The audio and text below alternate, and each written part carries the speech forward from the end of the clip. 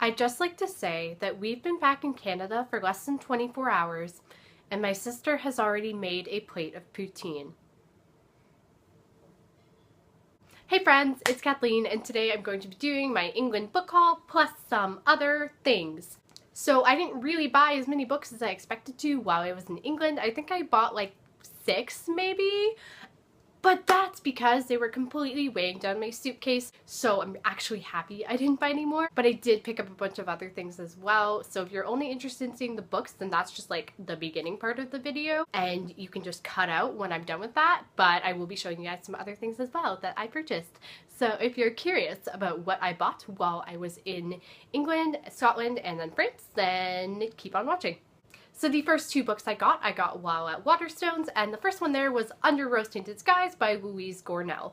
I don't know tons and tons about this book. You'll find that's a common theme with my book hauls, but I think it's about a girl who has anxiety and she lives by herself pretty much, and she doesn't think anyone could ever love her, and then she meets this boy who turns out to really accept her and really care about how she feels. So it sounds very cute and interesting and like good mental health rep, which I'm excited about.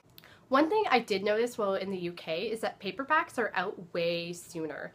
This isn't even in hardcover. If you go to Waterstones, it's only in paperback, which I thought was very interesting. It was only £7.99, so it's about $14 Canadian. So it's not like I saved tons of money, but I did save versus the hardcover, which I think is $22 Canadian. So UK people, you kind of got it made on that front. Nonetheless, I am excited to read this book. I've heard very positive things, so I'm looking forward to it. So the next book I picked up was another copy of Anne of Green Gables by Lucy Maud Montgomery. I've never seen this one before at Chapters where I work, so I was super excited when I saw it. It looks really pretty. If you don't know, I collect copies of Anne of Green Gables. I think I have 15 so far, and I just keep going. It's super pretty. I don't know if it's a UK only cover. I might have seen it on the Chapters website or something, but I wanted to get my own that was from another country, so I'm really excited to have this one.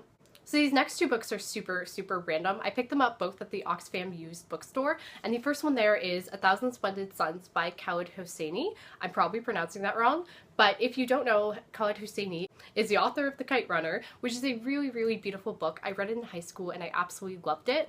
It's all about the Middle East and then dealing with life in America and dealing with guilt and how horrible decisions when you're young can change you. It's really good, and a lot of people say this one's better. It's about arranged marriage, I'm pretty sure. I don't know a lot about it beyond that, but I think it's about like a 14-year-old, 15-year-old girl who gets married to a man 30 years her senior in Afghanistan, so I think it sounds really interesting, and I'm really excited to pick it up. I'm also really happy I got it used because I got the pretty hardcover edition, which I'm excited about. This next one I got here, I really only got because of a class I took this year, and that is White Teeth by Zadie Smith. If you watched my April wrap-up, you might know that I read On Beauty by Zadie Smith for our class this year, and I've actually heard that this is better. I cannot tell you the plot of this, but apparently it is funny, clever, and a rollicking good read, according to The Independent, so I think that sounds pretty neat. When I'm in a literary fiction mood, I will probably pick this one up. So the next 2 books here I got at, funny enough, Asda, which if you don't know is Walmart of the UK, and also Tesco, which is just a grocery store chain in the UK. And so the first one here I got is the Ravenclaw edition of Harry Potter and the Philosopher's Stone because my mom saw it on the shelf and she was like, Kathleen, and I was like, I need that. I'm very excited to get to this. So the next book I picked up I got at Tesco, and it's actually super random, but that's When Breath Becomes Air by Paul Kalanithi. I know that this is a biography and it's about a medical student who's diagnosed with, I think, cancer and how he deals with that. I believe it's a terminal illness and it's just all about his life. I think it's an autobiography. I don't know much about the author, so I don't know if he did survive or not.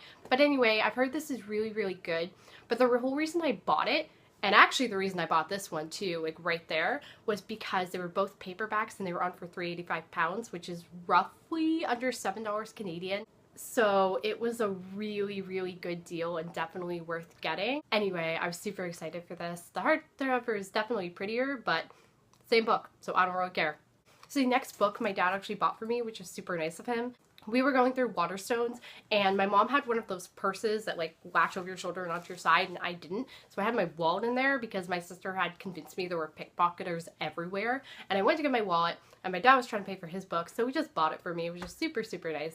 That book is released by Patrick Ness, and I was so excited when I saw this because guess what? It's not out in Canada until like September 27th or something insane like that. So I was really happy when I saw it. I love Patrick Ness. I'm a huge fan of him.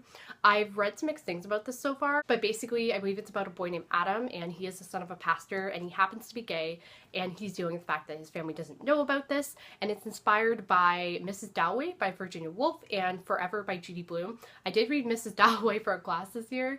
I won't lie and say it was great, but I can appreciate it. But nonetheless, I was very, very excited to see this. I'm really curious to see if I end up liking it. I'm very excited for this book. So that's it for all the books that I got on my trip. If you are not curious at all about anything else I bought, then you can click out of here right now. But basically, there's just going to be some sort of bookish merch coming up and some makeup and things like that. If you don't care, that's fine. Click out. Goodbye. Subscribe, and I will see you guys soon. But if you are curious, keep on watching.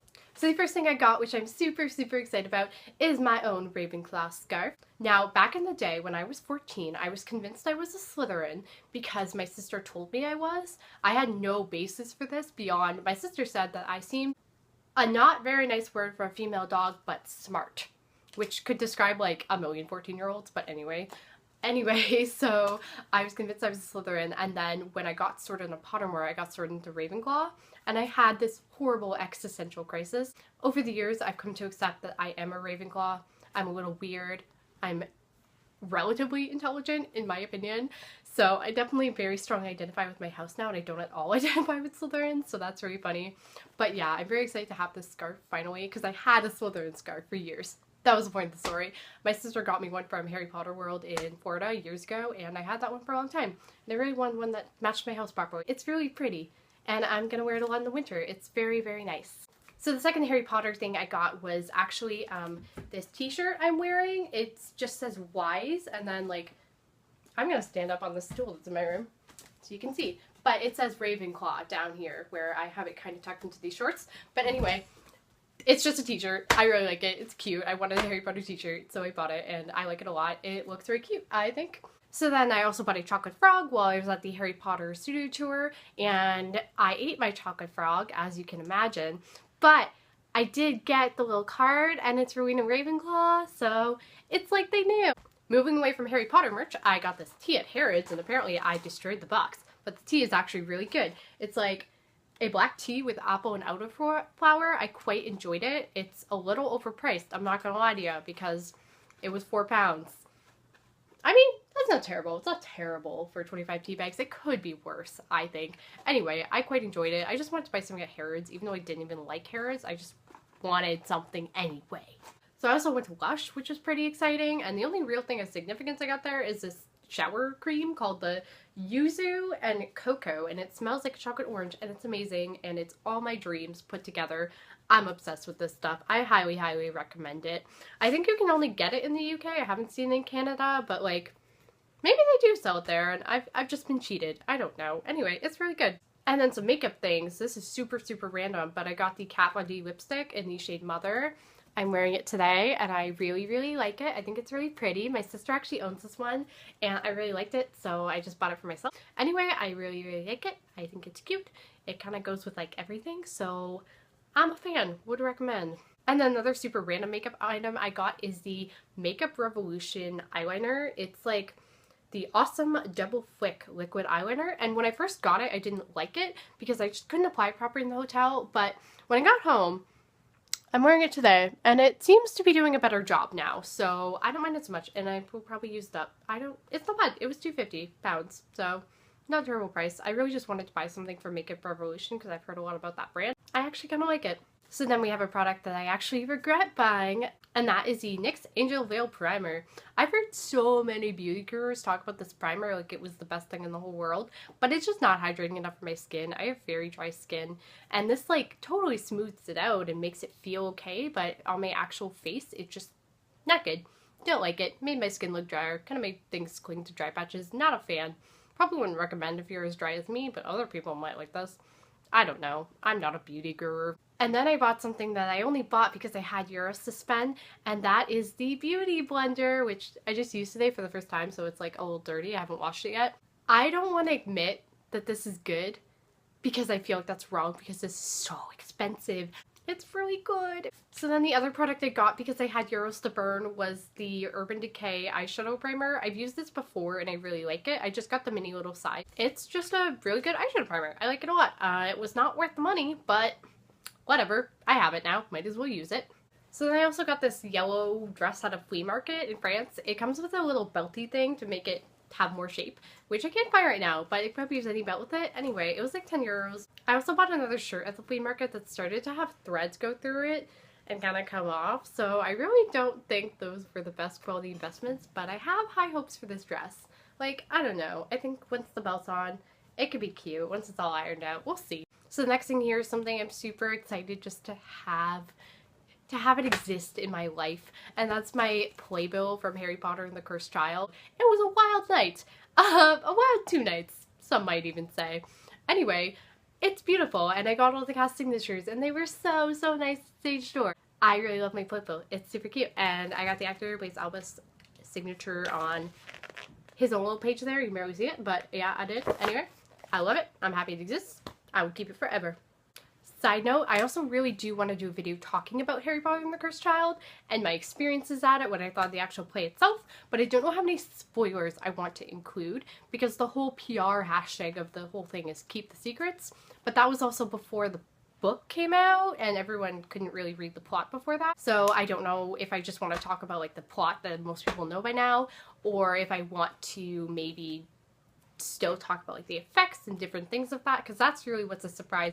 Anyway, I really do want to do that soon, hopefully in the next couple weeks, so let me know if you have any thoughts on what kind of spoilers you would like to see for that, because I know a lot of people are never going to get to see it. I am curious what people think, so let me know. Okay guys, so that pretty much concludes everything that I bought while I was in England / Scotland / France. I hope you guys at least slightly enjoyed this video. If you did, hit the subscribe button and I will see you guys soon. Bye!